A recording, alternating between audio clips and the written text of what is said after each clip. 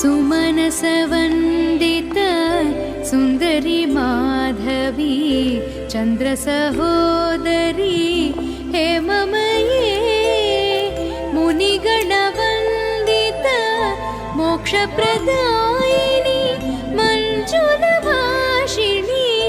वेदनुते पङ्कजवासिनी देवसुपूजित सद्गुणवर्षिणी शान्तियुते जय जय हे मधुसूदन कामिनी आदिलक्ष्मी सदा पालय माम्।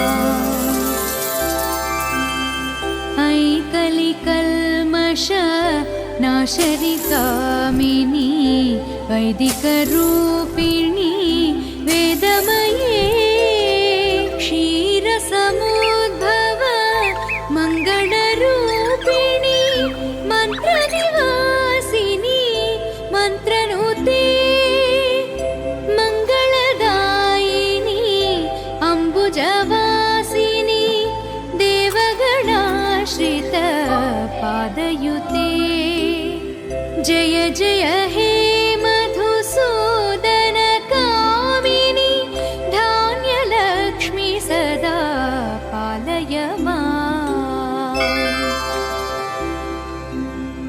जय वरवर्षिणी वैष्णवी भार्गवी मन्त्रस्वरूपिणी मन्त्रमये सुरगणपूजित शीघ्रफलप्रद ज्ञानविकासिनी शास्त्रनुते भवभयहारिणी पापविमोचनी साधुजनाश्रित पादयुते जय जय हे मधुसूदन कामिनी धैर्यलक्ष्मी सदा पालय माम्।